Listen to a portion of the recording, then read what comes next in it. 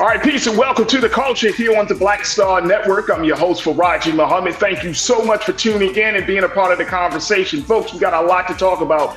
First, let me share with you the latest in the case of the 6 white Mississippi officers who pled guilty to torture of 2 men shooting 1. We'll give you the latest on that case. Also, can we talk about a new video that is going to be circulated to students in schools in the state of Florida that shows an animated Frederick Douglass saying that slavery was a compromise.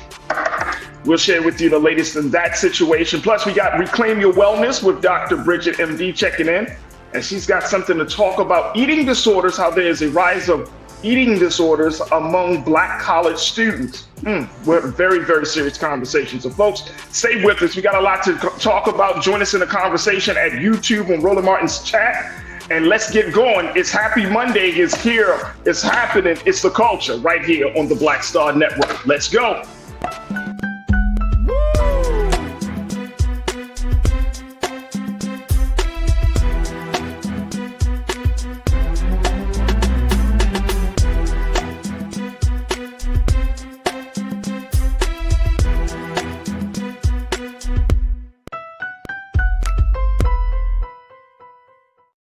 All right, folks, welcome to the culture here on the Black Star Network. I'm your host, Farajii Muhammad. Thank you so much for tuning in and being a part of the conversation. Happy Monday, folks. Happy Monday. Thank you so much for tuning in.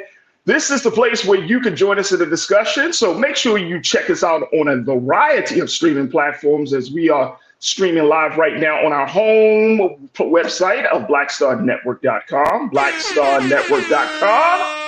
That's right. You can find this show and so many other dope programs here on the Black Star Network. They are always rocking and rolling. And of course, courtesy of our founder, Brother Roland Martin. So make sure y'all go to blackstarnetwork.com. We're also, of course, streaming on our partner, Amazon News. You can find us on Roku TV, and you can check us out 24 hours a day, 7 days a week here on Amazon News. Just tell Alexa, bring up Black Star Network, and guess what? Boom! Here we go, folks. So big shout out to Amazon News for that. Also, we are streaming live on Facebook and on YouTube. And it's on our YouTube page under Roland Martin, where you can join us for the conversation as a culture crew member for the day. Or if you just say, you know what, I like being in this chat, which I think a lot of people do, then you can keep jumping on and offering your thoughts and offering your questions and your insights about all of the topics that we discuss here on the show. So it is one of the most engaging experiences online. So make sure y'all check us out on YouTube, on Roland Martin's YouTube page, and join us in the chat as we have these conversations. All right, folks, let's jump right in. First and foremost, let's talk a little bit about what's happening in the state of Mississippi as 6 white Mississippi officers, former police officers, officially plead guilty to the torture of 2 Black men. Take a look at this. This is coming from NBC News, folks. This is a very, very disturbing case as we share some of the details. So I will put some warnings out there for you. But these 6 white men who have referred to themselves as the Goon Squad. They have, these were former Mississippi law enforcement officers. They pleaded guilty in state court today to charges related to torturing 2 Black men in January, and according to the reports, all 6 had already admitted their guilt to the crimes in federal court. Take a look, folks. I'm at the second paragraph. It said prosecutors say the officers, who are all white, nicknamed themselves the Goon Squad because of their willingness to use excessive force and to cover up their malfeasance, including the attack that ended with one victim, Michael Corey Jenkins, being shot in the mouth.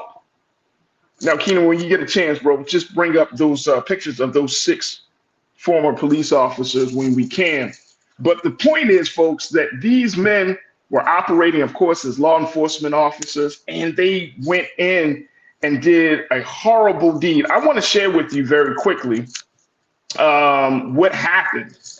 Why was this case such a hidden case until recently, and how we're just breaking up squads like this? Take a look at this. This is the other thing that's reported.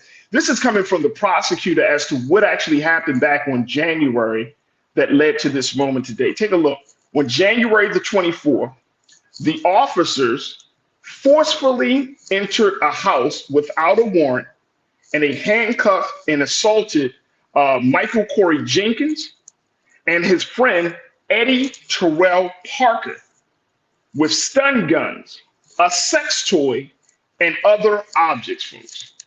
Here are the pictures of those 6 white officers.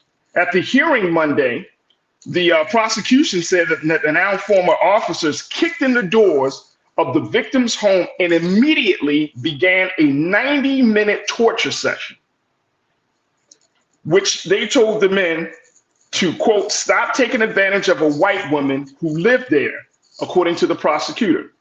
The officers mocked the 2 men with racial slurs throughout their ordeal, repeatedly shocked them electricity volts via tasers, assaulted them with a vibrator, poured chocolate and syrup over their faces, and then devised a cover-up after a game of Russian roulette went bad and one of the victims was shot in the mouth, according to the prosecution.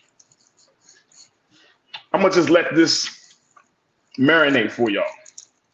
6 white police officers.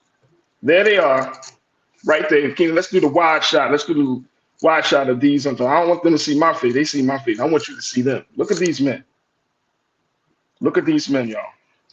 And crew, I want to get your take on this. Just tell me if you're in the area of down in Mississippi, familiar with this story, what your thoughts are around this.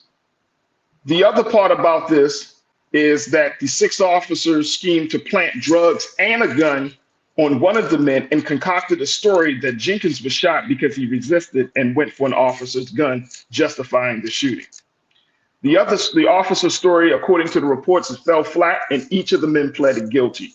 Now, according to one of the victims, Mr. Eddie Terrell Parker, he said, quote, it's a long time coming. We're not sitting here fighting for nothing. We're fighting for all. Justice was served.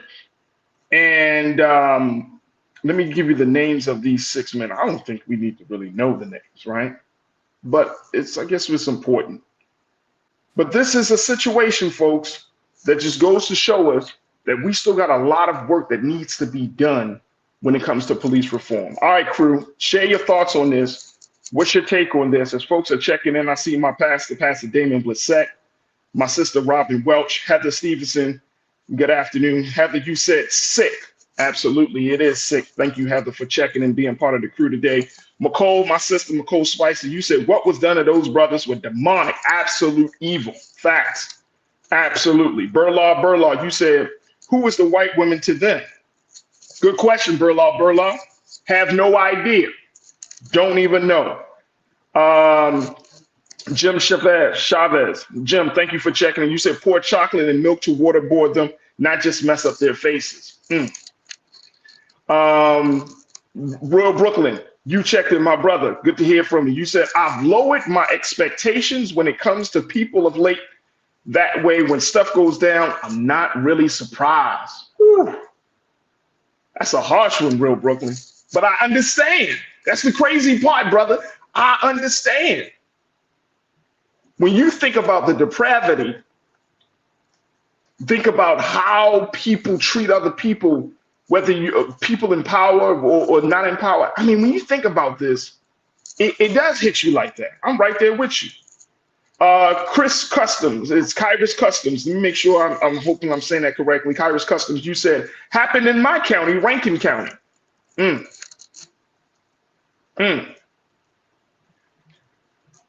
This is interesting. This is interesting. And this all happened today. So this is the latest news around these 6 Mississippi former law enforcement officers. Let me see. Le Poetris, you checked in. Good to see you. You say they should never get out of jail. Do unto them what they did to the victims.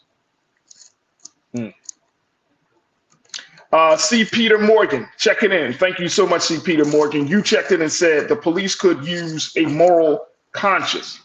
Facts. Pauline, my sister, it's always good to hear from you, Pauline. You said, Pauline Hurt, you say they must get some serious crime for this crime. They must get some serious time for this. This is horrible. This is law enforcement. This is law enforcement. This is why we're still in the fight, folks. This is why we're still in the fight. And even though we may not be hearing about too much of this, and I know Big Brother Rolly, he's always highlighting these cases. And I know, there's going to be more coverage of this. He's always highlighting these cases. But a lot of folks tend to believe it's like out of sight, out of mind. There are so many stories. There are so many stories like that may not be as egregious and demonic and evil as this, but there's so many stories of abuse that where police are at the center of the story, where their abuse is happening while folks are in their custody. There's still a lot of stories out there. And then I can't even talk about, let's not even think about this, crew. Think about all the past stories that people have undergone, or experiences that they have, and they just never talk to anyone. So that's what gets me about this situation. There are just so many stories around this, not just this one situation, but in terms of police brutality. I mean, these guys busted up in a home with no warrant, kicking in the door. I want us to just take a moment and just think about that, and how frightening, how disorienting, how abusive that situation can be. Traumatic, that situation. You chilling in your home, you in your own home, minding your own business, and 6 white police officers. Let's show the pictures again, please, Keenan.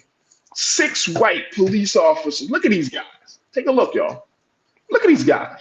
These are not small guys. They busted in your home, violate your civil rights, torture you. Then they end up shooting one of them.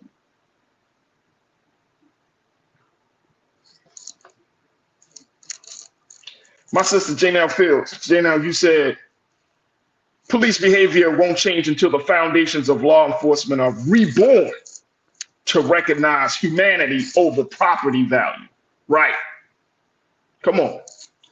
Brother Ray, thank you for checking in. You said, Farajii, my dude, good day to you. Good day, Brother Ray. Thank you for checking in. Johnny Davis, you say, first of all, they are criminals. Secondly, they are not men. I feel you on that. I feel you on that. Swag Kid, checking in. You said not satisfied at all. It should have been more. How did the same system that they come from get to judge them? The entire system is a failure. And Robert Shields, you checked in and said, and they also planted drugs at the home. So they do all of that. They bust into your door, bust into your house. They violate your civil rights. They torture you, damn near about to kill you. They humiliate you, using all types of objects against you. Then they plant drugs on you so they could justify their wicked behavior. And then they lie about the whole situation to cover up their evilness. We got to take a quick pause, bro. But this goes to show us 2023. This happened in January of 2023. There's still a lot of work to be done.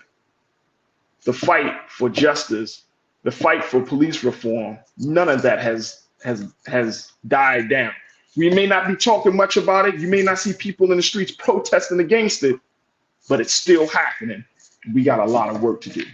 Folks, we got to take a quick pause. Stay with us. It's The Culture. We're just getting started here on the show, so it's The Culture here on the Black Star Network.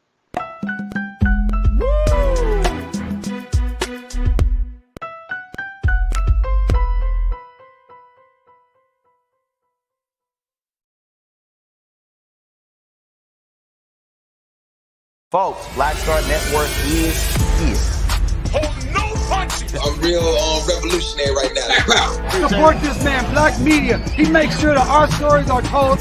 Thank you for being the voice of Black America, Roland. Stay black. I love y'all. All momentum we have now, we have to keep this going. The video looks phenomenal. See, there's a difference between Black Star Network and black-owned media and something like CNN. You can't be black-owned media and be scared. It's time to be smart. Bring your eyeballs home.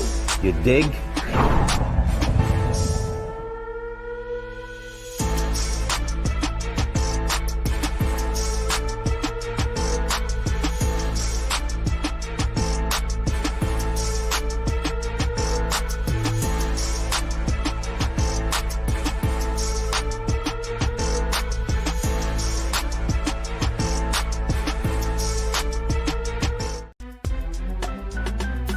I'm Farajii Muhammad, live from LA.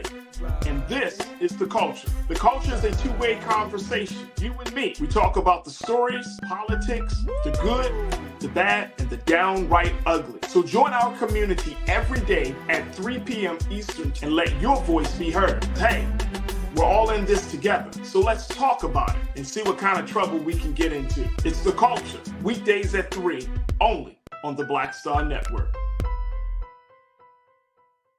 When you talk about blackness and what happens in black culture, we're about covering these things that matter to us, speaking to our issues and concerns. This is a genuine people-powered movement. There's a lot of stuff that we're not getting. You get it, and you spread the word. We wish to plead our own cause.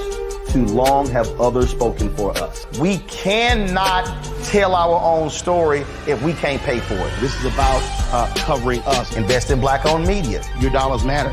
We don't have to keep asking them to cover our stuff. So please support us in what we do, folks. We want to hit 2,000 people, $50 this month, raise $100,000. We're behind 100,000, so we want to hit that. Y'all money makes this possible. Checks and money orders go to P.O. Box 57196, Washington, D.C. 20037-0196. The Cash App is $RM Unfiltered. PayPal is R Martin Unfiltered. Venmo is RM Unfiltered. Zelle is Roland at RolandSMartin.com.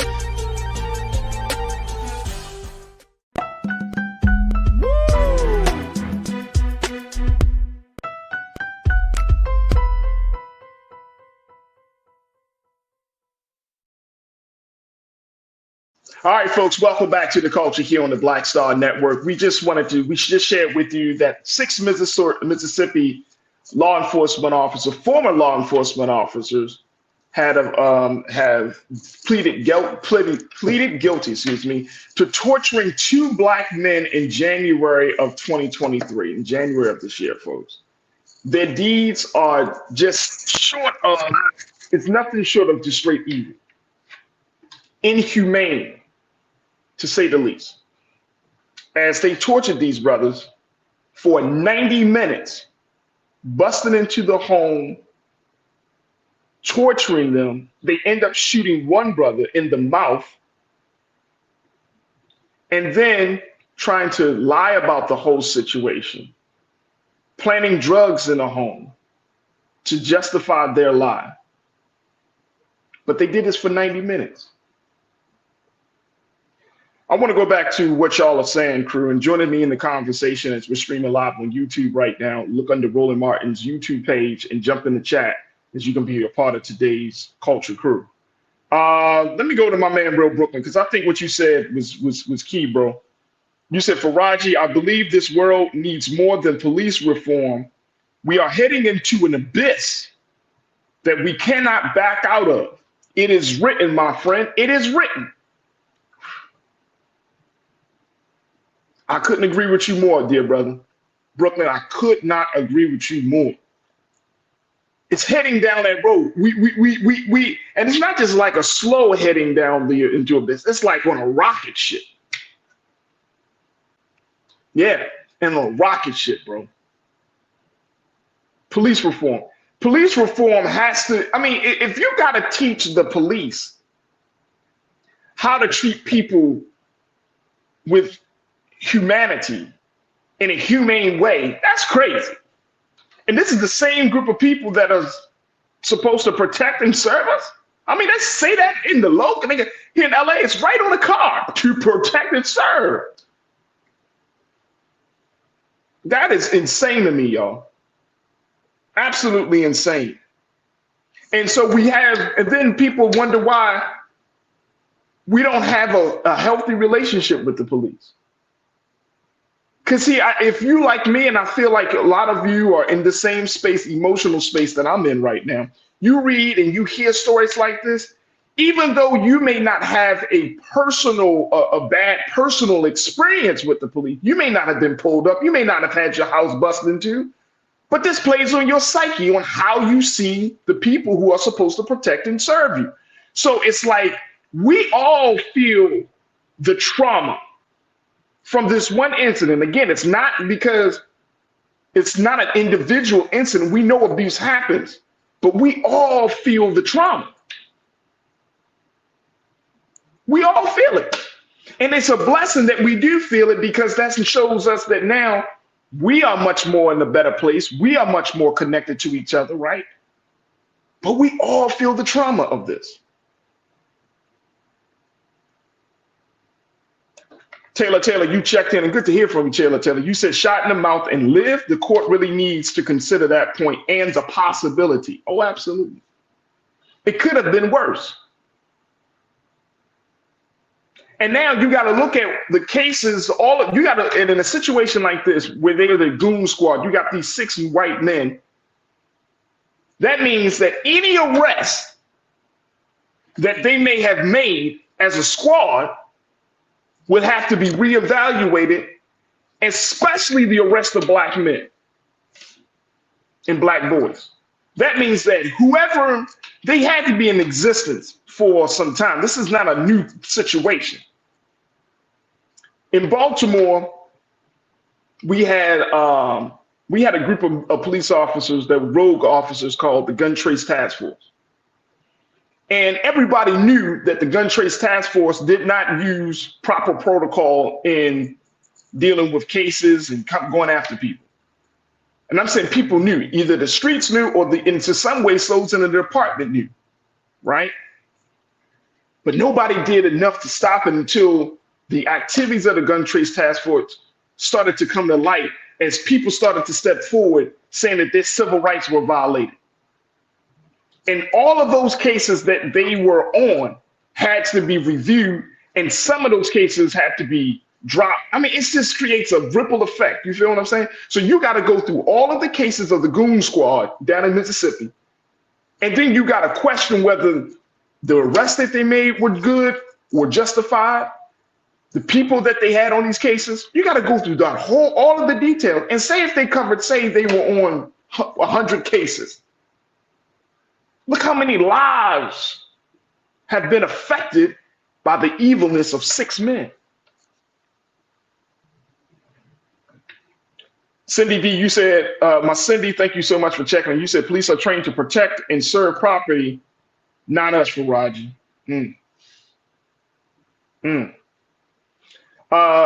Lepoetress, you said until the police themselves call out and weed out folks like this and stop giving them a pass, nothing will change. These police unions need to stop upholding cops like these. There it is right there, Lepoetress. There it is right there.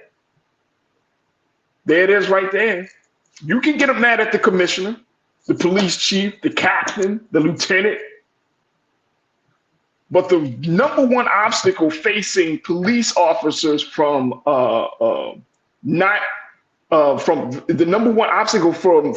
removing the protection, the hedge around from police officers, police unions. Police unions. They set the policy. They are built to protect officers in cases like this. They're not going to throw officers. I haven't came across any police union that will throw one of their own under the bus. These police unions are brought in. The officers are given attorneys. The officers are told not to speak or to get their stories together. I mean, it's a real tragedy, a very real tragedy. It's like a brotherhood to protect the officers at the expense of the people. So we're looking at a real serious situation here, folks. A very real situation. And there's so much. And I was at a reparations rally here in Los Angeles over the weekend. And when we talk about reparations, folks, and then we're going to take another quick pause. When we talk about reparations, this is part of the conversation. This reparations isn't about just getting money and, like somebody has to pay from the damage that not that we experienced from chattel slavery over 400 years ago, over 450 years ago. What about the injustice and the damage done to Black people in this country from the police departments, from the current institutions of our government? Somebody has to pay. America has to pay for that. because, you know, in the court of law, you have what they call punitive damages. These are the additional punitive damages, right? Like the additional damages that's done to a victim, right? That's beyond just one particular part of the case. It's like you gotta take into account the residual effect of that. What's the punitive damage that Black people should get for being under the tyranny and oppression of police departments in every single state and every single county, of being under that tyranny and oppression? What number can you put out? See, the number gets too big. It gets too big. So when we talk about even the reparations piece, it's not even just about, oh, chattel slavery. It's about now. Who's going to right the wrongs now that's done? So that's where we are right now. Pauline, you said all I can say is Lord have mercy. Come on now. Absolutely. Taylor, you brought up the point. Civil suits going to follow this? I would.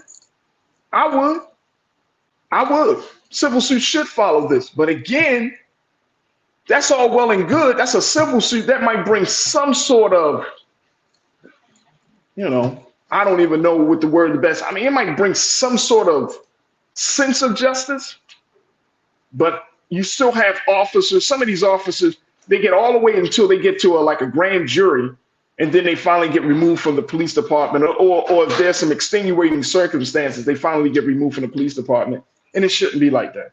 My sister, Karen Connors. Karen, good to hear from you. And we got to bring Karen back on because she's making some big moves here in the city of Los Angeles. And I'll share you that. I'm going to let her share that more with us. But she said, police reform must have firm consequences and loss of pension.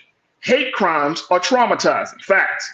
The victims will suffer from PTSD forever. We wear the emotional scars of this wickedness against us. Facts. And the question becomes, who's going to pay for that? Not talking about money, but who's going to be held responsible for that? Who's going to feel the brunt of the consequences for that? Great point, Karen. Thank you so much. Thank you so much.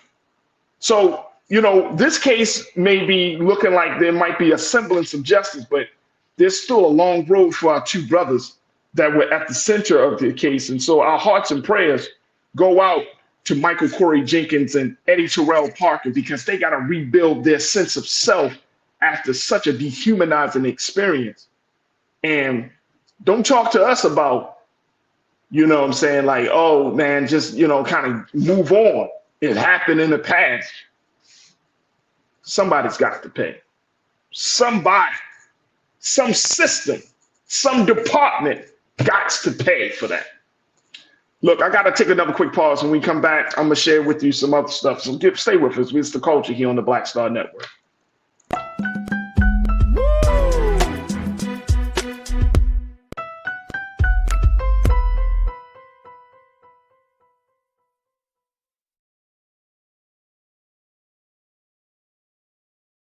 Pull up a chair, take your seat.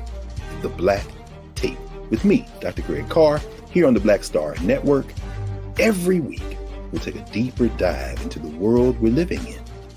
Join the conversation only on the Black Star Network.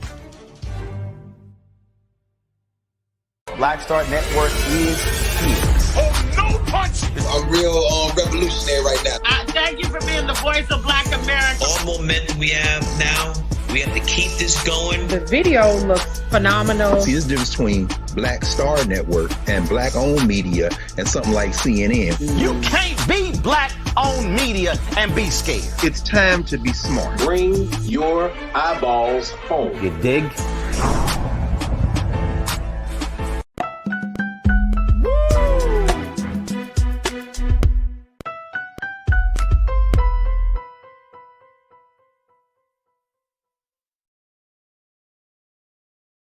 All right, folks, welcome back to the culture here on the Black Star Network. All right, let me get to this other piece. because this story here, and then, you know, we got a couple of moments before we get to Dr. Bridget MD. But I just wanted to throw this story out there as we are having this conversation about what we just talked about, and more importantly, as we continue to have the discussion about the attack on Black history that's happening all across this country. It's a slow grind, slow build, but the momentum is moving forward in this attack. So take a look. I want you to check this out. There is a company that produces kids videos. The company is called PragerU Kids Videos. It's an educational entertainment company. And they got these set of videos from a right-wing advocacy group, Slant. They created a video where they talk about chattel slavery. And one of their most recent videos, which is making the rounds on social media right now, is called Leo and Layla Meet Frederick Douglass. And in that video, a pair of children go back in time and meet an animated depiction of Frederick Douglass. In the video, Frederick Douglass, an abolitionist, as we know, he devoted his life to anti-slavery efforts, describes slavery as a compromise between the founding fathers and the Southern colonies for the benefit of the United States. The depiction also criticizes fellow abolitionist William Lloyd Garrison. So they've taken a picture of one of our great anti-slavery abolitionists, and they retooled his face and his views to make it seem as if slavery was just a compromise,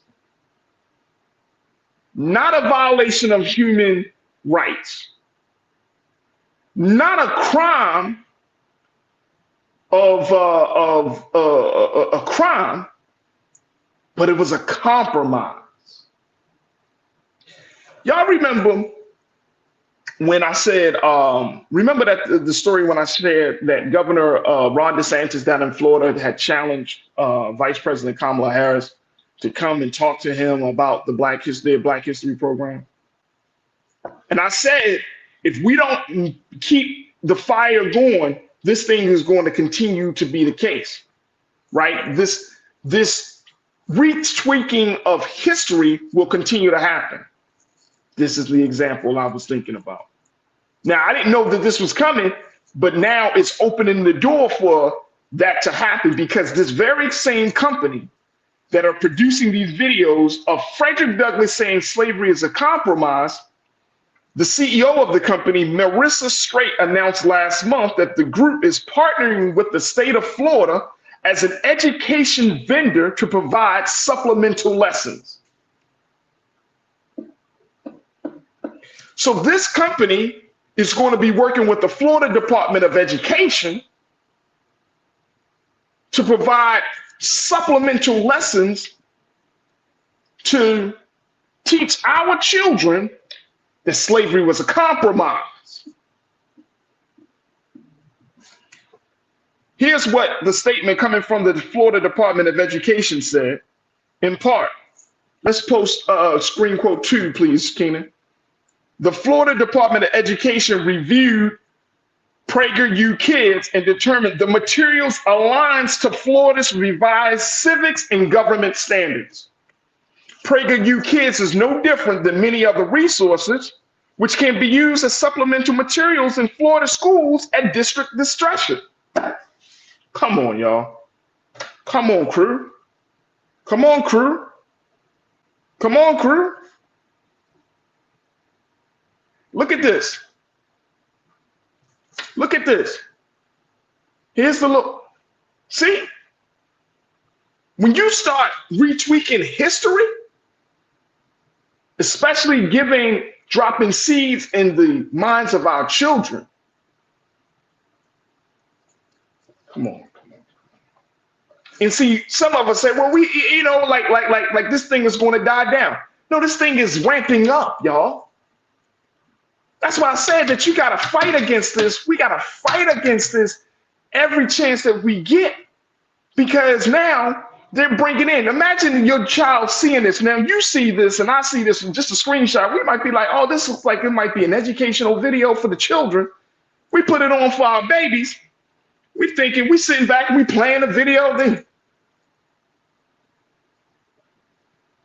what the hell is this? And your children, they can't filter out what's true and what's not true. They just happy to learn. Now this is propaganda. This is straight up propaganda. And this is what some advocacy groups down in Florida are saying, that this level of propaganda is dangerous. And it is. It is. If you can't tell the truth and you want to become a well-dressed lie, that's propaganda. And of course, it's going to be a problem. Someone tweeted this out. They said, this is some of the most dangerous and false propaganda I've ever seen. The description of Frederick Douglass in his animation is a flat out lie. And the concept that children should be learning from this should scare everyone. Another person who was on social media and saw the video, they noted, this video bastardizes the essence of Frederick Douglass. It's insulting for me as a former history government teacher. I can't imagine how devastating it must feel for Black people to see this dehumanizing curriculum implemented or continued in Florida public schools.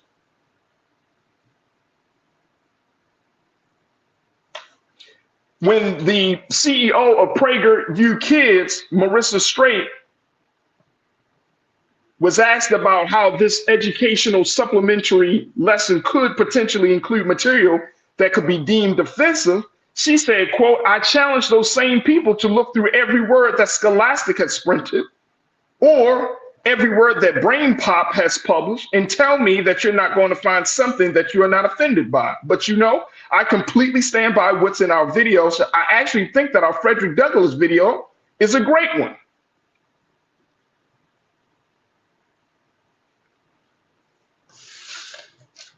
Come on, crew. This is where we are, man. This is where we are. So if we don't disrupt what's happening here, folks, this thing could continue to grow. Cindy, you checked in. You said now they're doing this in Arkansas, changing AP minority classes. The video is a white ring joke. I'm definitely insulted by it. Thank you, Cindy. Tammy Richmond, thank you for checking in. You said we as Blacks should form a lawsuit on the tape of Florida violating my existence as a human. Is there a civil rights lawyer on this chat? I live in Tampa, Florida. Now that's what I'm saying. School starts in about a week and a half from now, right? And about next week, school starts out here in LA. But school starts like we right around the corner. Can you imagine your child saying, Mommy, Daddy, I came home. We saw this great video of Frederick Douglass, and he was saying that slavery is a compromise. You're talking to your 9, your 10, Lord, slavery is a compromise, Dad, Mom.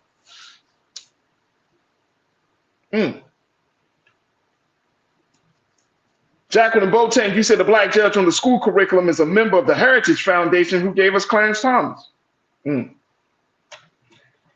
Facts. Nigel Keenan, I hope I'm saying that right. This is definitely disappointing. Absolutely, it is. It is. So it's ongoing. It's ongoing, which is why we can't allow a situation to the point where we're just going along to get along, thinking that the government is going to say something. And yeah, I mean, the vice president can say certain things, but nobody's stopping the state of Florida. Nobody's stopping companies like this from producing this. I mean, you heard the quote from the CEO of the company. She said, I stand by it. It is what it is. You stand by a lot. You stand by the fact that you don't mind retwisting and fixing history for your political and personal agenda. And that is dangerous, folks. That's not just dangerous to our children. That's dangerous to the principles of history. History stands on its own, whether you agree with it or not, whether you like it or not. History stands on its own. But now we're at the point in our sojourn in this country, and we're at this point in our culture that if you don't like a certain part of our history, you could just reteach it in a way that appeals to you. And guess what? Boom, that's the new history. Robin Welch, my sister, you said, what are Florida people doing to push back on this? We got to see. Maybe we need to have a conversation is, how is Black Florida doing? Because I really want to know. When my sister Suzette Speaks comes on here on Wednesday, maybe we just talk to her and say, hey, Suzette, what's going on?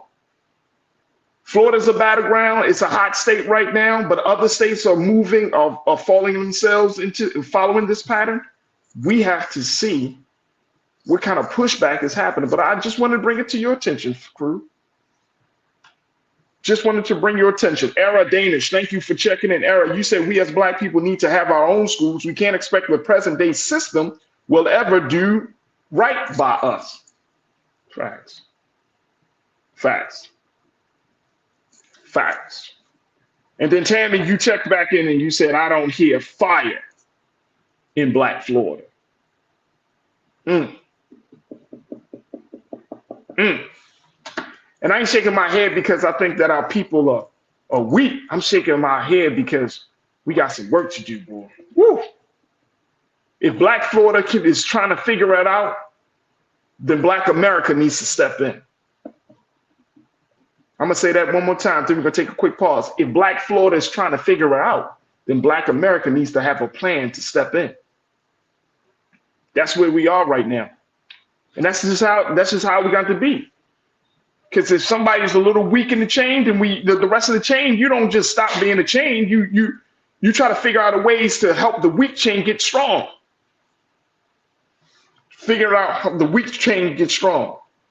And if, as my brother Willie Frazier checked, that Black Florida parents are asleep, if Black Florida parents are asleep, Black America parents got to wake them up, brother Willie. Right? I know you agree with me on that, bro. If Black Florida parents are asleep, Black America parents got to wake them up. So that's the space we in. We got to figure some stuff out, y'all. This is part of our culture. But more importantly, when it starts affecting the babies on this level, you're talking about, see, this is, I promise we're going to take a quick pause, but I want us to think about the historical context of this, because every Black leader in this country, they have always had a part of their agenda, their program. All those Black leaders, historically and even up to the present day, always have a component to teach babies, to retrain, reprogram babies, right? To offer a different teaching to Black children. And you know why? Because it's easier to teach a child the wrong thing than it is to teach grown people the wrong thing. Because you got to challenge, you got to, for some grown people, it's just like, no, let me just plant this seed. I'm not going to get the current generation. I'm going to get the next generation. It's easier to point that, to just drop that seed. That we gain personal benefit from slavery, personal skills, and this is a compromise. And oh, your history wasn't as bad and traumatic. Oh, and if your family and friends talk about PTSD from from being enslaved, oh, they don't have PTSD.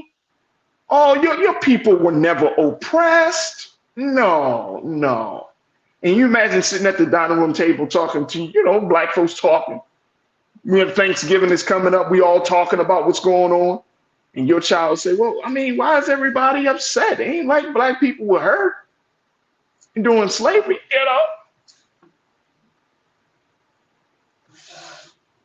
See what I'm saying? See what I'm saying? Like, that's where the ball gets dropped. Boom, right there. It's not the child's fault because they're children. Guess whose fault it is? Because we're not on the job. We got to be on the job. And I'm sorry, we got to be on the job, folks. Like I said, if one part of the chain is weak, then the other part of the chain got to figure out how to make it strong. If there's a city or a state that's weak, Black America got to make it strong. We got to be on the job for ourselves and for our babies' mind and for the future of our people. got to take a quick pause. When we come back, let's check in with our very sister, our resident doctor, Dr. Bridget, MD. Let's talk a little bit about reclaiming your wellness, folks. There's still a lot to get to, so stay with us. It's The Culture here on the Black Star Network.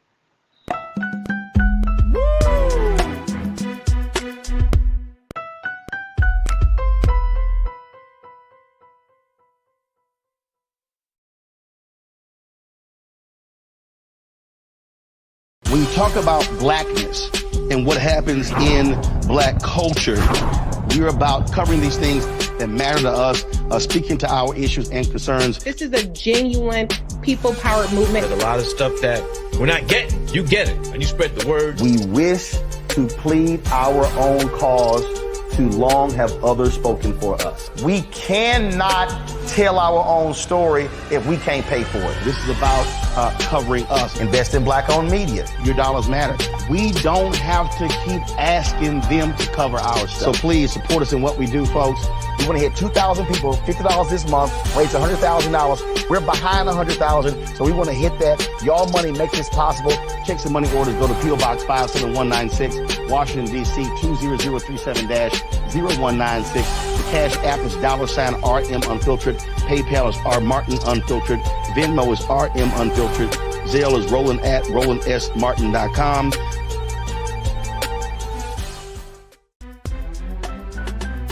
I'm Farajii Muhammad, live from LA.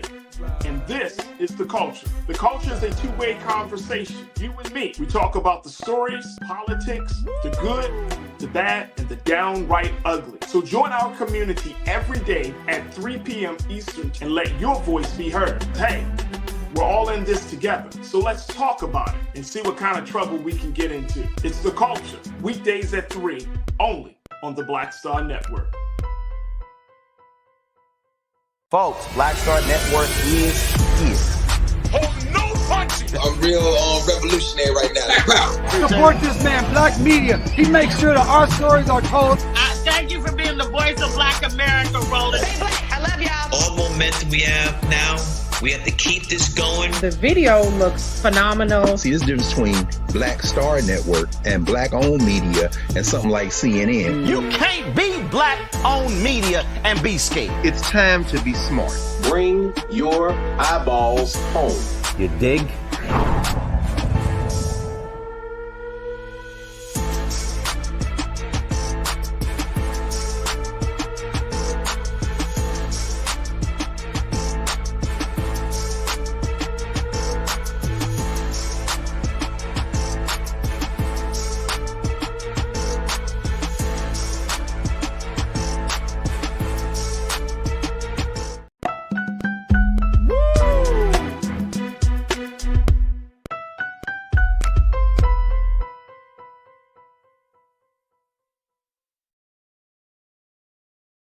All right, folks, welcome back to The Culture here on the Black Star Network. I'm your host, Farajii Muhammad. Thank you so much for tuning in and being a part of the conversation. Folks, if you missed the first hour, make sure you go and be a part of Team Replay for the first hour, as we talked about the latest in the case of those 6 white Mississippi former law enforcement officers who pleaded guilty to torturing of 2 black men. We gave you the latest in that situation. Also, we talked about a controversial video that's making its rounds on social media that shows that Frederick Douglass, an animated Frederick Douglass, saying that slavery is a compromise. So we kind of break that down and the implications of that. So again, if you missed the first hour, make sure you go be a part of Team Replay. Check us out on blackstarnetwork.com. Also, we are streaming live 24 hours a day, 7 days a week on Amazon News.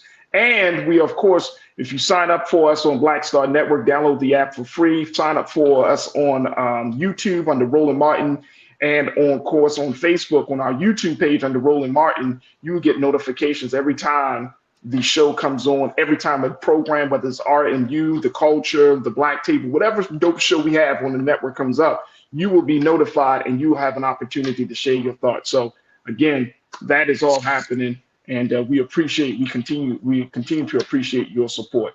All right, folks, it is Monday. We check in with our resident family physician to talk to us a little bit about how we can keep our health and wellness in place, considering everything that we know is happening around us. So let's get another segment of this week's Reclaim Your Wellness with Dr. Bridget, MD.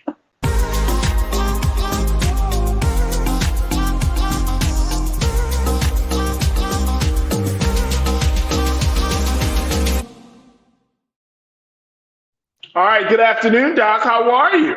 Great. It's great to see you, Farajii. How are you? I'm all right. I'm all right. Just getting through some of the racial stuff. Yeah.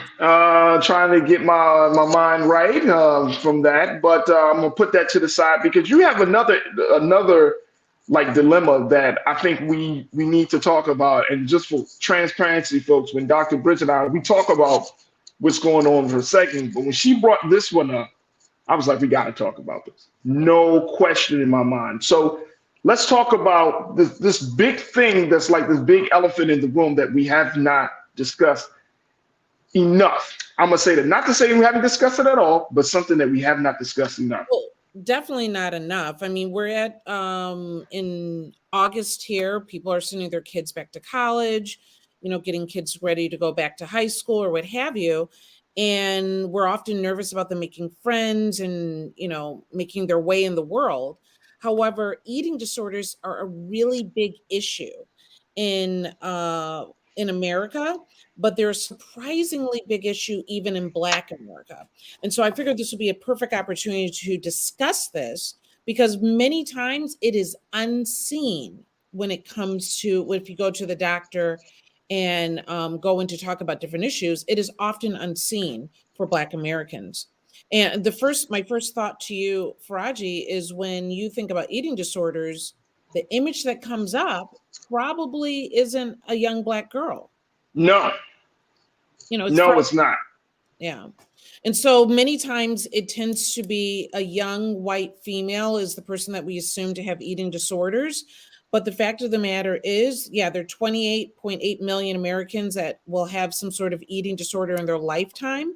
But they found that 50% Black women, Black teenagers are 50% more likely than white teenagers to exhibit bulimic behavior. So that's binging on food and then purging it back up. And so in a time where we're sending our kids off and they're going back into the world out of our direct care, we need to be mindful of this issue and what we can do about it. So let's talk a little bit about this because I know that I actually know some women, some are in my family and some are just on friends level, that have suffered from eating disorders, whether it's anorexia or even bulimia, right? So that first and foremost, because that may seem foreign to some people, especially now given the culture, but there is a lot of talk about the importance of body imaging and body shaming. There's a lot of conversation around that, of course. But where does this stem from, Doc? Like, what is going on within the person, whether it's male and female, because it actually can affect men too in different ways. But what's going on? How does a person get to the point where they say, you know what,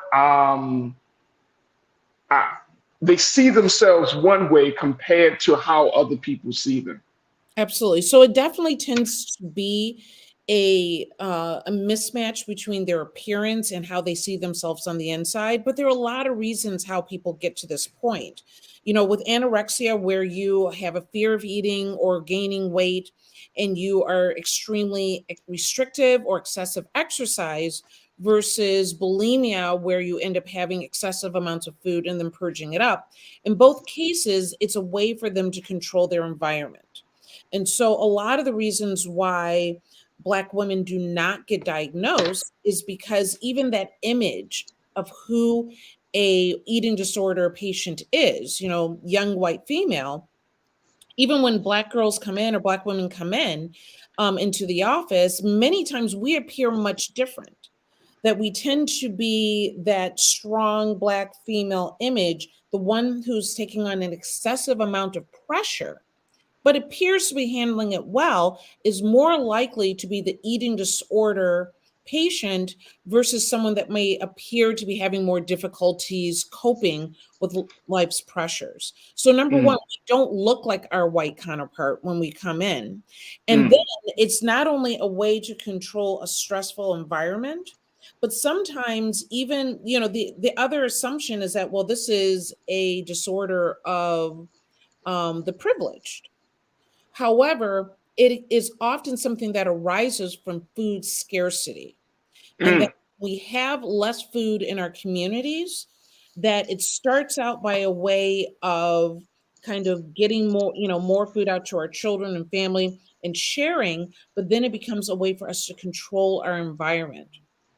I bring it up as a college student because many times we send our kids off to college and we put them on these food plans, these meal plans, but we look at the pricing of it and we're like, well, do you have to eat 3-4 meals a day? Why don't we start with 2 or what have you? The kids get in there, they're dealing with stress.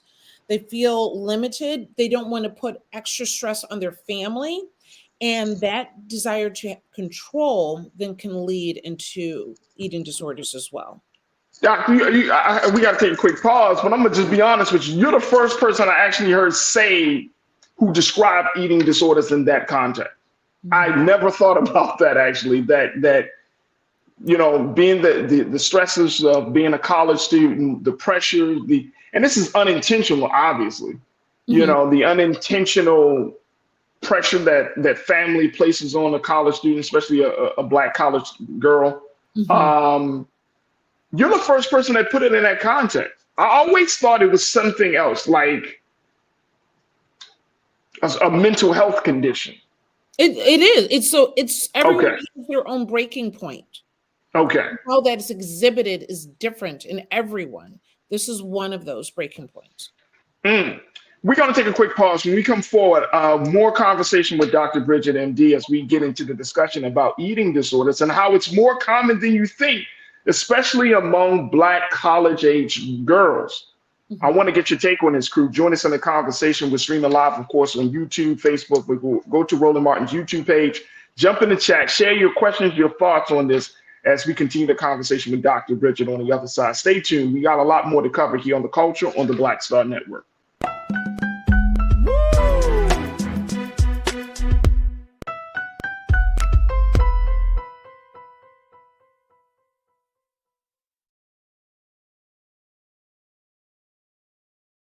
Folks, Black Star Network is here. Oh, no punches! I'm real revolutionary right now.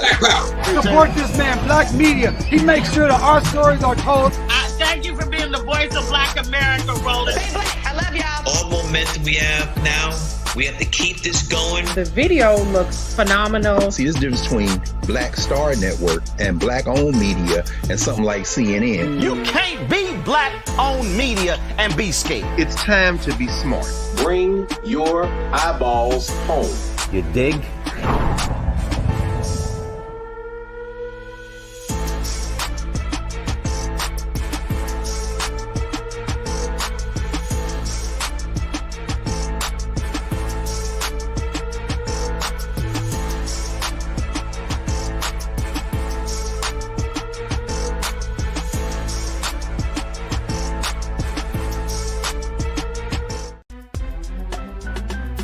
I'm Farajii Muhammad, live from LA.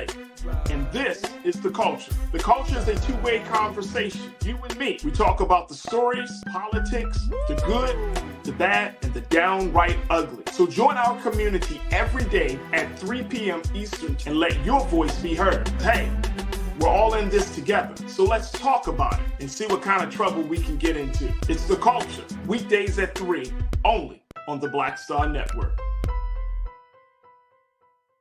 When you talk about blackness and what happens in Black culture, we're about covering these things that matter to us, speaking to our issues and concerns. This is a genuine people-powered movement. There's a lot of stuff that we're not getting. You get it, and you spread the word. We wish to plead our own cause.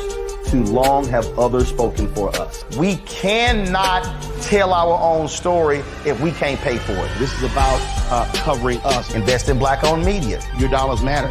We don't have to keep asking them to cover our stuff. So please support us in what we do, folks. We want to hit 2,000 people, $50 this month, raise $100,000. We're behind 100,000, so we want to hit that. Y'all money makes this possible. Checks and money orders go to P.O. Box 57196, Washington, D.C. 20037-0196. The Cash App is $RM Unfiltered. PayPal is R Martin Unfiltered. Venmo is RM Unfiltered. Zelle is Roland at RolandSMartin.com.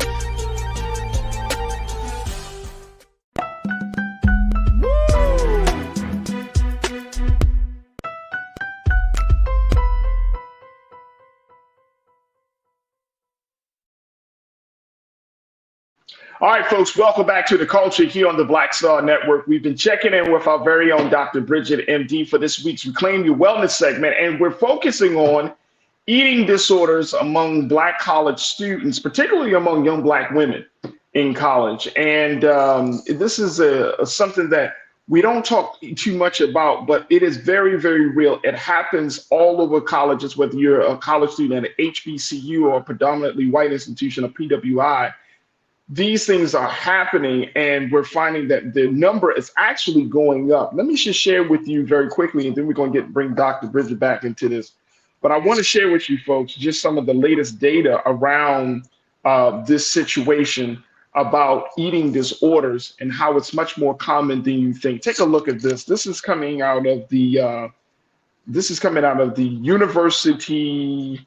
I'm pulling up the information right now, folks. There we go. The UNC's Nutrition Research Institute, University of North Carolina Nutrition Research Institute. And this is what they said in their piece. They said, quote, studies show 9% of the US population, or 28.8 million Americans, will have an eating disorder in their lifetime, and eating disorders are among the deadliest mental illnesses, second only to opioid overdose, according to the ANAD, which is the National Association of Anorexia Nervosa and Associated Disorders, an organization that provides support for anyone struggling with an eating disorder. Folks, that is crazy. According to the National Eating Disorders Association, NEDA, eating disorders affect people from all demographics of all ethnicities at similar rate. People of color, especially African Americans, are significantly less likely to receive help for their eating issues. Mm-hmm. We're not even having a conversation. Less likely to receive help. Nearly 30 million people struggle with this. And we just don't talk enough about this. You know, we're not talking enough. Is that when you're the problem that physicians have is that they're working on this stereotype as well, right? That they're expecting someone to come in and they look very tiny and skinny and, you know, kind of hectic and, you know, out of control. What can actually happen is that someone might come in, they might appear to be average weight, they might appear to be overweight. And what they'll end up doing is looking at what you weighed on the scale and commenting about your weight, your number, which actually might bring even more issues for this child, because now you're looking at their number, and however they might be feeling on the inside might be very different from how they might actually appear on the outside. Instead of actually having the conversation about how are you doing with your nutrition and eating, and, you know, I see this number, but what does that number actually mean to you? We are so underdiagnosed because we're not fitting a stereotype. But in reality, this is a problem for us, just like it is for anybody else. It's a problem of the rich and the poor. It is something that we're not even dealing with. And in this period of time, you know, hitting August and people going back to school, it's time to have a conversation. I'm wondering, Doc, first, I want to get your take as to how do you have the conversation, right? How do you have the conversation? And you're a certified family physician. So do a person like yourself need, and of course not you, because you can't be in people's living rooms and kitchens, but does a certified family physician, should they be a part of that discussion as well? But I want to kind of get your take on that. But I do want to get a couple of comments from our crew here, because folks are checking in and talking about this. Here, let's talk about Talia Hall. Thank you for checking in. You said body shaming is becoming more prevalent among young people, so they are developing eating disorders. Excellent. I think this is, and I want to believe that that's the case. And Talia, I'm not saying that you're lying. I'm just saying, does the number support that assertion, Dr. Britton? That body shaming is increasing? Yeah, among young people. Absolutely. So culturally, obviously, we are more, our physical appearance is probably more an issue now than it's ever been, right? We come out of this whole COVID Zoom era where everybody's looking at themselves more than ever. Plus, we're looking at very specific body typing now. So how we look and how diverse we are as a people, or in just as human beings is now less tolerated, and everyone's going to get something fixed or nipped or tucked or whatever. And so body shaming and not having this ideal, I hate to say it, Barbie body, but whatever that means to you, it is more of an issue. And the other assumption is that particularly in the Black community, when sometimes a more voluptuous look is appreciated, it doesn't mean that people are not feeling insecure about their body and trying to lose some weight to be able to even fit into that voluptuous, absolutely, minuscule type, waist for a more rounded, appearance and more hourglass appearance. It doesn't mean that that's not happening. And the assumption is, oh, if you want a big butt, you're probably not someone that would have an eating disorder. You might even have more of an eating disorder. And that's the other part about it. That's the irony of it, is that people say, oh, if you're not super skinny, okay. But if you are curvy, if you are what we say thick, we don't think, oh, they could lose a couple of pounds, but they don't have an eating disorder. Right. And that's not the case. Someone that has an eating disorder does not have always a particular look.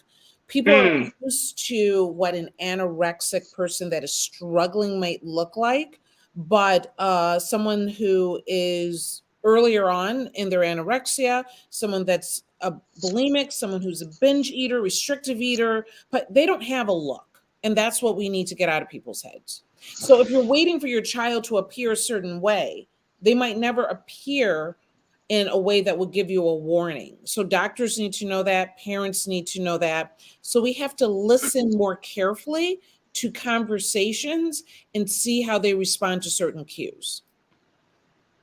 So that gives me a thinking that, our culture in Black families is that we always kind of go in on somebody if they look too thin or too fat. And we make jokes about it. Girl, you need to get that ass. Or girl, you boy, you look like you ain't eating days. So does that need to stop? Do we need to how do we affirm our children's weight? And I've seen this happen. I'm sure you've probably seen this too, Doc. I've seen this happen with girls and boys as young as 4 and 5 years old. We talking about their weight. Yes. At 4 and 5. Yes. Like they feed themselves and they pick out their own menus on what they eat, right? And it's like, I always think that's interesting. I'm like, well, who feeding them? Exactly. Adults. Yeah. So how do we have that? How does family affirm the weight of the children? Unfortunately, I think something negative like this ends up happening. And that's what brings awareness for a lot of families. But in reality, you have to be aware that love that child and make sure that they love themselves no matter what their weight is, that their body was made beautiful no matter what that weight is, and that make sure that when we're talking about food, we focus on its nutritional value, then we focus on amount or how, what they're eating and what is the nutritional value of it, right? How do you feel? How do you, more than how you physically appear? Because we have to start honoring our bodies the way God made them and being less worried about what box does it fill in our societal desires. Absolutely. So one thing that often happens, particularly with girls going to college, but with some of our young men as well, is that there's this idea of the freshman 15. And it's the 15 pounds that sometimes kids will gain once they're kind of out of their parents' realm and they're eating, they're staying up late, they're eating late at night, and they end up creating bad eating habits. And some kids are so afraid of that they will end up getting into a bad place under the stress, under the pressure. And this is just another stressor that they're experiencing while in college, and will end up getting into a bad place. So we really have to be more mindful of how we approach the subject and talk more about nutrition than we talk about the amount, and talk more about healthiness and wellness more than we talk about size. Right. Absolutely, absolutely. I want to get one more comment in, and then we can take a quick pause. Let me see this here. Cindy D, you said those issues were huge in the 80s. It's all about how to handle peer pressure and a way to get in where you fit in. You don't like what you see in the mirror. It's all about self-love.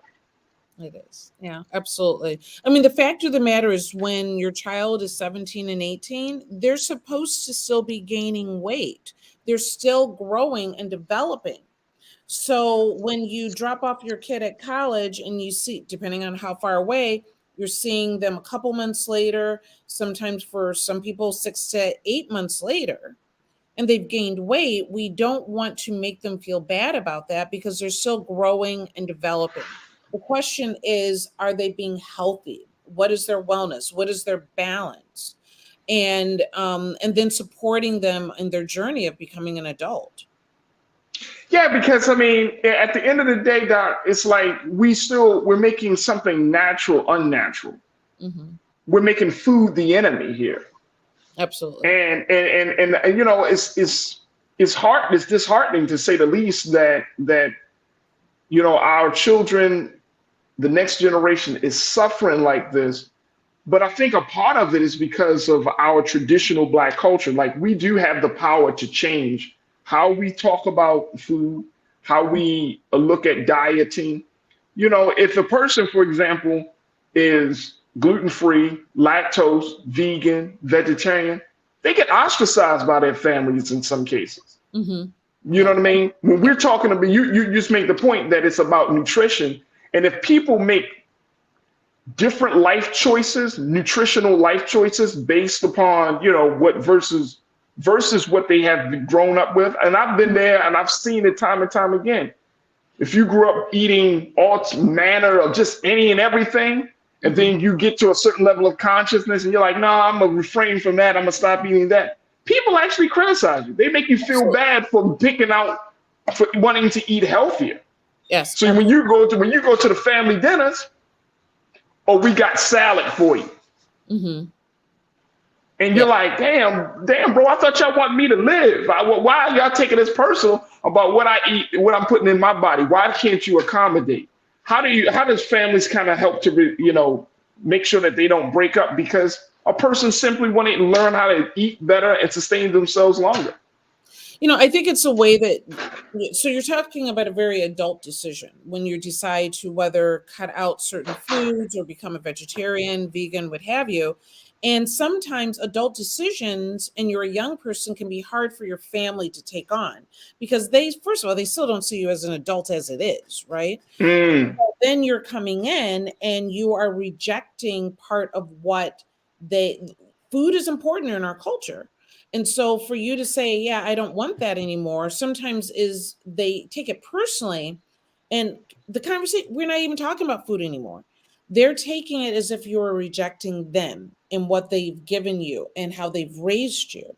And so I have to say that it needs to be careful on both sides. I'm not talking about anorexia. I'm not talking about eating disorders.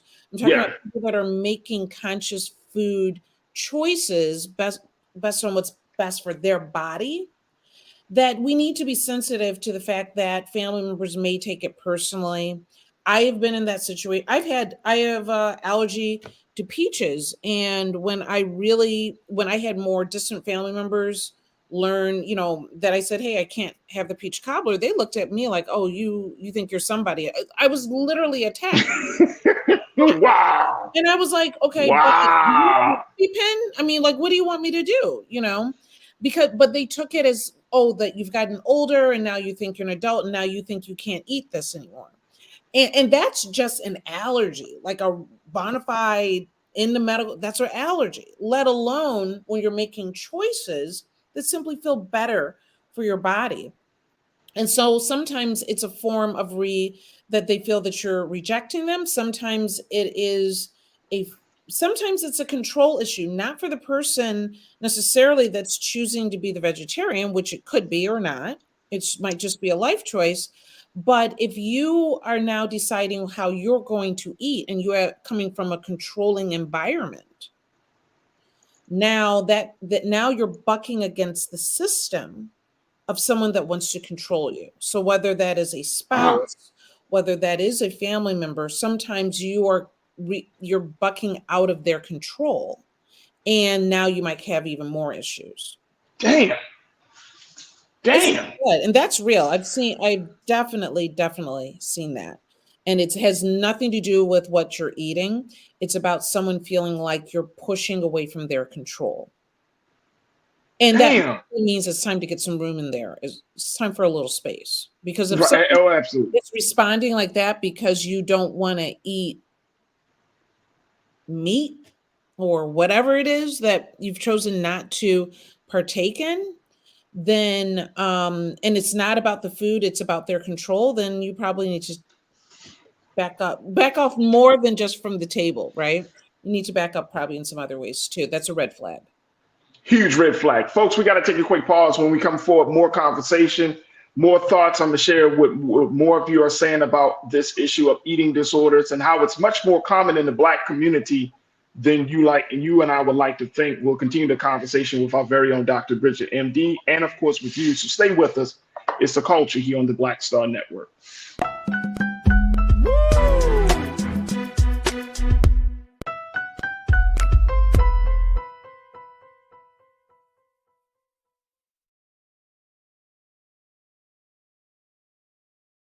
Black Star Network is here. Oh, no punch! I'm real revolutionary right now. Thank you for being the voice of Black America. All momentum we have now, we have to keep this going. The video looks phenomenal. See, there's a difference between Black Star Network and Black-owned media and something like CNN. You can't be Black-owned media and be scared. It's time to be smart. Bring your eyeballs home. You dig? When you talk about blackness and what happens in Black culture, we're about covering these things that matter to us, speaking to our issues and concerns. This is a genuine people-powered movement. There's a lot of stuff that we're not getting. You get it, and you spread the word. We wish to plead our own cause. Too long have others spoken for us. We cannot tell our own story if we can't pay for it. This is about covering us. Invest in Black-owned media. Your dollars matter. We don't have to keep asking them to cover our stuff. So please support us in what we do, folks. We want to hit 2,000 people, $50 this month, raise $100,000. We're behind 100,000, so we want to hit that. Y'all money makes this possible. Check some money orders. Go to PO Box 57196, Washington, D.C. 20037-0196. The Cash App is $RM Unfiltered. PayPal is R Martin Unfiltered. Venmo is RM Unfiltered. Zelle is Roland at RolandSMartin.com.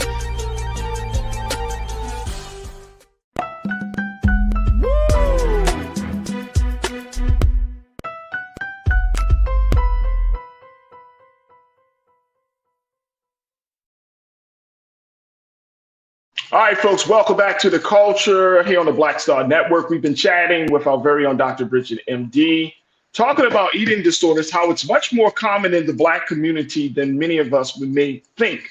And so I want to get back to what the good doctor is talking about as we're looking at the issue of eating disorders being on the rise, particularly among Black college students, Black girls, college students, and how we can start to stem the tide around this situation. It's not just about food either, folks. It's actually about nutrition. It's actually about community. It's actually about awareness that this is happening. And so as we're getting, I'm sure colleges will be kicking off next week and then all across this country, making sure that you create a safe space for your college age student, for your college age son, daughter, niece or nephew, grandson, granddaughter, to make sure that they understand that they don't have to put themselves under so much stress, so much pressure, that they lose sight of the importance and the value of good nutrition and having something to eat, folks. All right, let me bring Dr. Bridget back into the frame, and let me share what folks are saying about this, Doc, because again, I think this is too important for us not to talk about. Anastasia Pageant, you've been very vocal in the chat, and I appreciate you. So thank you so much. Let me just share with one of the comments you brought up. You said we need to tell our children that they are beautiful, and the scale that you weigh yourself on was made for the white community, not the Moor community. Same as the medicine we take, everything is for them. How do we have that conversation? So Doc, she's saying, tell them they're beautiful. Don't look at this. Don't worry about the scale. Now, on the flip side of that, I'm gonna just add a little caveat to Anastasia's point that social media is real, and people are very influenced by their favorite performer, what they see. They are very aware, but especially girls. Girls are very aware. Black girls are very aware of the standards of beauty that the culture presents to them. And they match themselves up to their standard of beauty, whether it comes from social media or whether it's coming from magazines or whether it's coming from, the talk about what is beautiful with family and friends. So we can tell them, every day. I'm sure you tell your daughter. I'm sure I tell my daughter every day, you're beautiful. But I know that as my daughter, she's 4, she grow up, she's going to be in conflict about her sense of beauty, even though her daddy, her mommy, and her brother tell her how great and beautiful and wonderful she really is.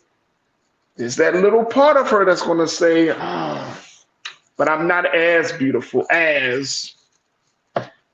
So what can we do there now? I mean, what you're really talking about now is really focusing on solid self-esteem and making sure that as a parent, you're part of the solution and not a part of the problem.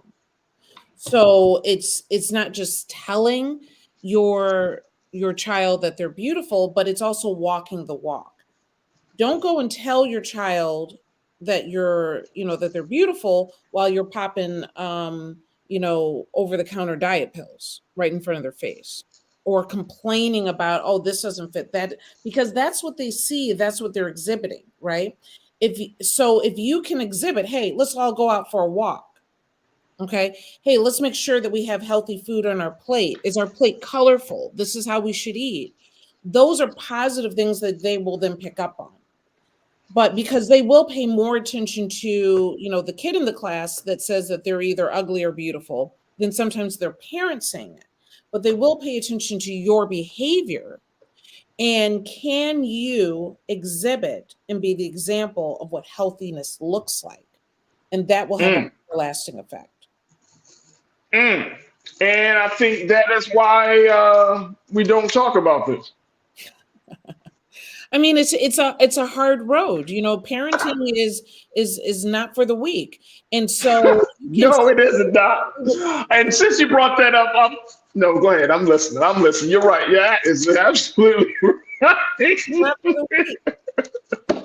It's not. It will rip you up and tear you down, right? But you have to know what your goals are for your child.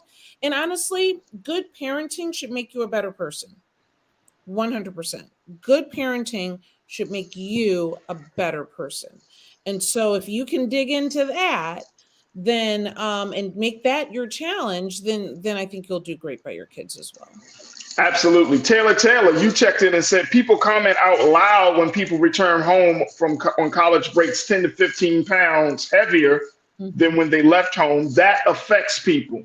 It does. I remember it clear. I remember the clothes I was wearing that day. I remember being picked up from college that first time and hearing those comments from my mom and my grandmother and my brother, from everybody, because I ate a lot of peanut butter. It was easy. Okay. And I remember that but I will tell you that my daughter did not experience that. I was going to make sure of that. And so, yes, we do make that mistake, and we have to be strong enough in ourselves to realize what is really important. Because at the end of the day, this is just our shell. Are we building up their self-esteem? Are we building up that they are capable, strong-minded human beings?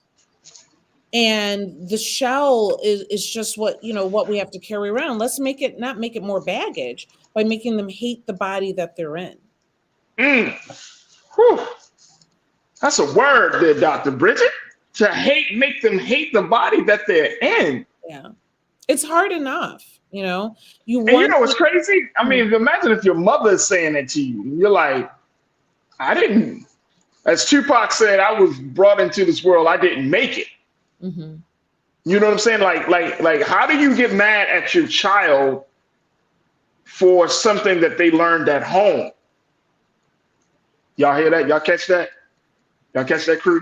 Because that's what we do. We blast the child for habits that they picked up from home. I see that. I see parents come in or even issues at school where the child acts like a bully and they're saying this or saying that, and the parents acting like, I don't know where this is coming from, blah, blah, blah. But then the parent is off the hook and have the same behavior right in front of me. And I'm like, y'all don't see this? Like, you see this, right? Like, this is where your child's getting it from. Parenting should make you a better person, not a perfect person. So don't get it confused. Nor would I put that pressure. Look, we're talking about taking some of the pressure off and creating balance. Parenting should not make you a perfect person, but it should make you a better person. And we need to be protective of our children. We need to hear not only just what they are saying, but hearing in between the lines of what they're not saying. That's absolutely patience, and that takes time and investment. And be willing to deal with the hard stuff. And a lot of times when we're busy people and we're just trying to keep this family thing going and just trying to keep, the lights on, it's hard to hear what's not being said. It's hard to address the hard things, but we've got to make time for it. Absolutely. Nicole, you checked in, my sister. You said, as I've gotten older, I realized that eating disorders are not just about the physical, but mental and emotional as well. In my 20s, I would skip breakfast and lunch, then overeat at dinner. Mm-hmm. Is that a bad thing to do, Doc? Well, it's definitely a bad habit, right? So I wouldn't necessarily put that, unless, depending on what the mindset was going into it, I wouldn't necessarily put that into an eating disorder, but probably a bad eating habit, right? So that, but if your mindset is creating some level of control in doing that, and that it becomes an ongoing behavior being restrictive, then it might be an issue. So eating disorders are very complex because there's a lot of bad habits, but all bad habits are not an eating disorder. Okay. So let's say you're avoiding breakfast and you're avoiding lunch, but you're overeating at dinner. But are you then purging? Are you doing rumination where people will chew food and then spit it out? Because what is your goal at the end of the day? Are you trying to have control? Are you trying to lose weight? Is this your way of dealing with your stressors? So sometimes we use blanket statements and we're not really talking about the same thing. But it's probably not the best habit, But I mean, I know a lot of people that aren't hungry in the morning, but having nutrition is really important. Absolutely. Absolutely. Audrey, let me get one more in before we take our next pause. Audrey Q73, you said the biggest problem with eating disorders is that a lot of people who suffer from disordered eating do not admit that they have a problem. It is an addiction and must be recognized as such. That puts it into a different category from what I'm understanding. It is definitely. So keep in mind, this is a mental health disorder. Okay. This is not just something you're coming up with. Like I said, we all have a different breaking point, and this is a form of someone's breaking point. And so we're not just saying, well, I'm just going to do this because I think it's going to make me gain or lose weight. It becomes something that is out of your control. Okay. Because if it was simply a matter of don't do that, then people would just stop. But it ends up being something that is consuming. It is overwhelming. So I understand her using the word addiction, because meaning that it is out of your control at that point. And that's why and they are horribly difficult to treat, because it's basically you're putting a mirror in front of someone and saying the person that you're seeing is not the person that you think. Well, people are like, well, something's wrong with, what do? You're like, something's wrong with everybody else because I know what I see. Right. And it is, wait, this is my best way of functioning in this world. Do not take this away from me. They can be incredible, like particularly anorexia nervosa can be incredibly manipulating because they are determined to do what they're going to do. And this is why, as you had stated earlier, why it is one of the most deadly mental health disorders, only second to opioid addiction.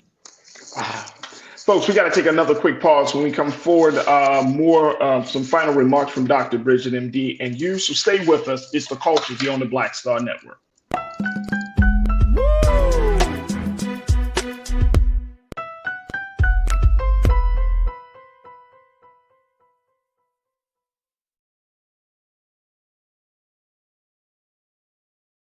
Black Star Network is here. Oh, no punch! I'm real revolutionary right now.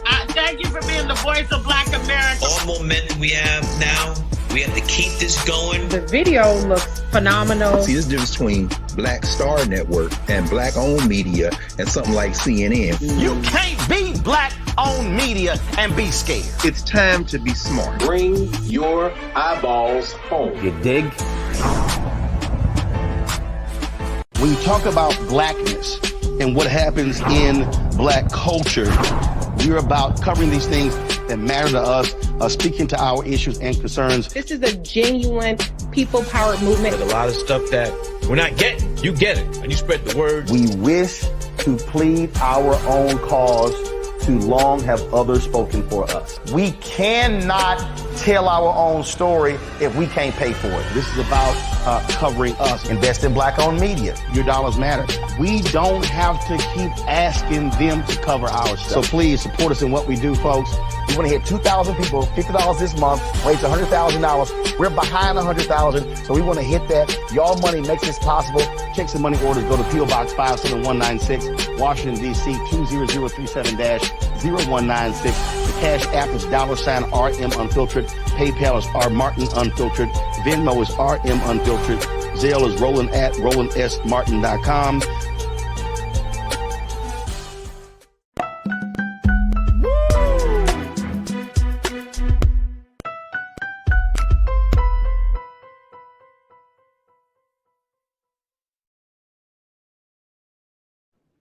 All right, folks, welcome back to The Culture here on the Black Star Network. We've been talking to Dr. Bridget, MD, for Reclaim Your Wellness segment this week, where we're talking about eating disorders and how it's much more common than you may think, especially within the Black community.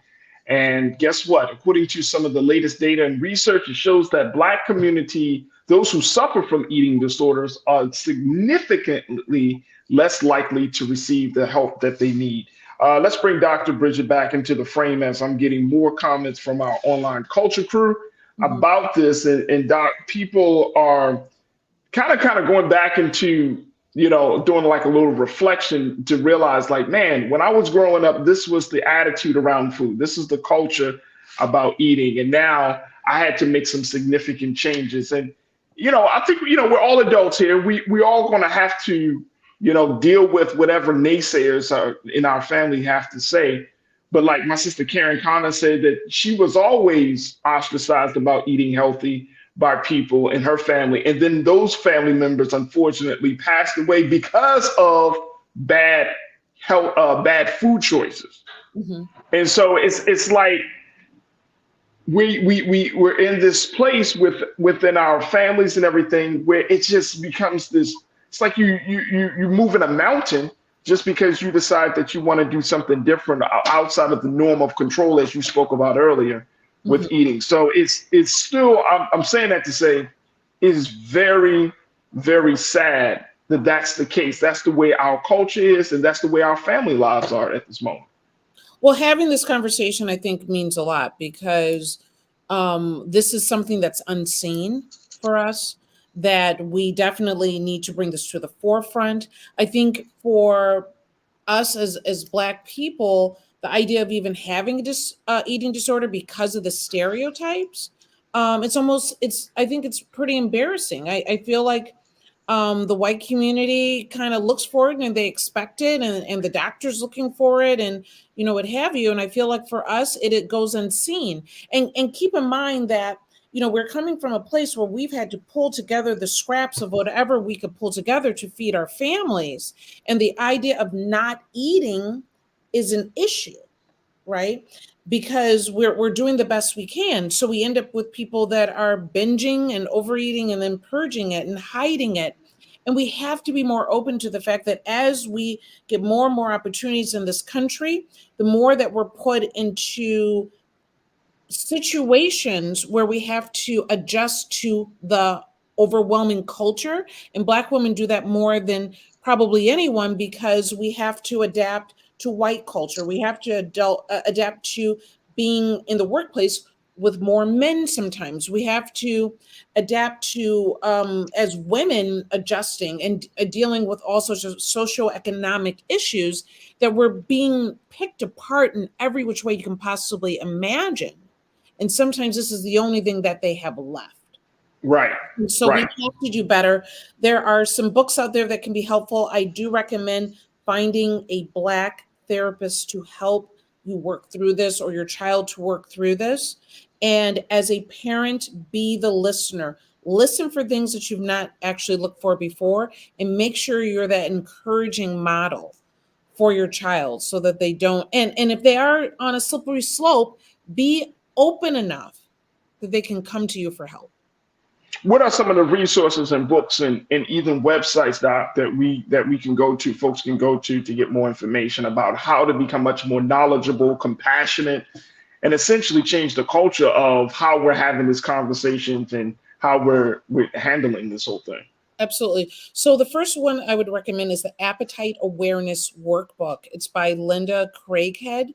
Definitely worth looking up to kind of dig into what our habits may be and what issues might be developing. And then another one is by Christopher Fairburn, which is Overcoming Binge Eating, which is, again, tends to be more where Black Americans end up fitting in when they end up slipping into the space. There's also support groups that are out there. And so, but the support group is a great place to go, but let's not bypass getting that therapist. That might make a huge difference as well. That's huge. The ABX girl, you said, I came from a heavy family and my mother made sure I had some type of fitness routine like dance lessons. I now found fitness very important and have completed triathlons decades later. That's what's up, the ABX girl. That's what's up. So now we got to throw in some fitness as well. Get up, get out and do something. Absolutely. That's what I'm hearing from her, Doc. Absolutely. And make it a positive aspect, not a punitive aspect of health, right? So sometimes our parents put us in these situations saying, look at you, look how fat you are, get out there and start running, get out there and do this class, or they could say, I want you to love your body and be healthy in it. And part of it for everybody is physical activity. And here are some activities that you can do. So there are two different attitudes that go into that. Keep in mind that the anorexic patient is doing excessive exercise. And so you have to be mindful of, if you see your child slipping into something that seems a little bit more than necessary, or when you say pull back, they say, they're bucking that the whole time. Be aware of what's happening around you. That's a great point. Doc, I always enjoy talking to you, but this conversation, I felt like we just needed to shed a lot of light on and to kind of dispel a lot of the myths around this. Are you going to be doing today an after chat on this or what? Yes, I'll do an after chat and we'll talk about this, but we'll also just make it open for Ask the Doctor at 5:30 Eastern tonight. And my last statement, check on your strong Black woman, because they're most likely to have this issue. Check on her. There it is right there. Folks, y'all can follow Dr. Bridget Cole-Williams on all social media platforms, Dr. Bridget MD. She's a family physician. She's a cannabis expert. She's an entrepreneur, and she's an author of the book Courage in Cannabis, Volume 1. Volume 2 dropped just recently as well. So make sure y'all pick up that book where you can hear the stories of those who have benefited from cannabis medicine and more. So again, folks, we appreciate Dr. Bridget for coming on each week here on The Culture on Mondays. You can find her on her segment, Reclaim Your Wellness with Dr. Bridget MD. Doc, thank you so much for being so good for the culture. Absolutely. Thank you so much, Farajii. You're welcome. You're welcome. All right, folks, that's going to do it for us. I thank all of you. I want to thank my dynamic production team. I want to thank my man, King Keenan. I want to thank Shannon. I want to thank Chris, Maddie, and Joel for making this show possible. Folks, make sure you do your due diligence. Continue to support us here at Black Star Network, Black Star Network, Black Star Network.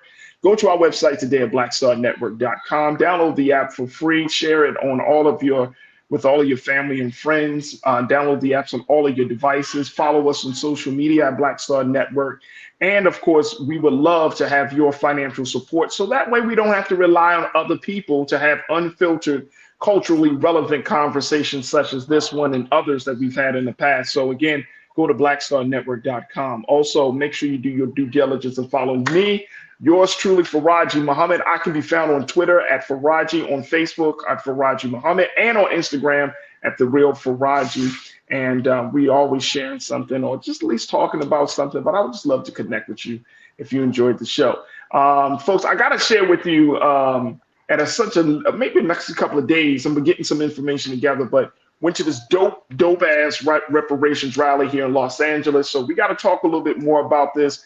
I also want to continue the conversation this week about how is Black Montgomery is doing. We have more voices that want to jump in on the conversation after what has happened at the dock in Montgomery, Alabama, and how more folks are reacting and how the city is handling the situation. So we will have more conversations like that later on this week, God willing. So that you can take just look forward to that. But I thank each and every one of you. Thank you, crew, for making the show as great as it is, because your feedback means everything to us. So thank you, thank you, thank you.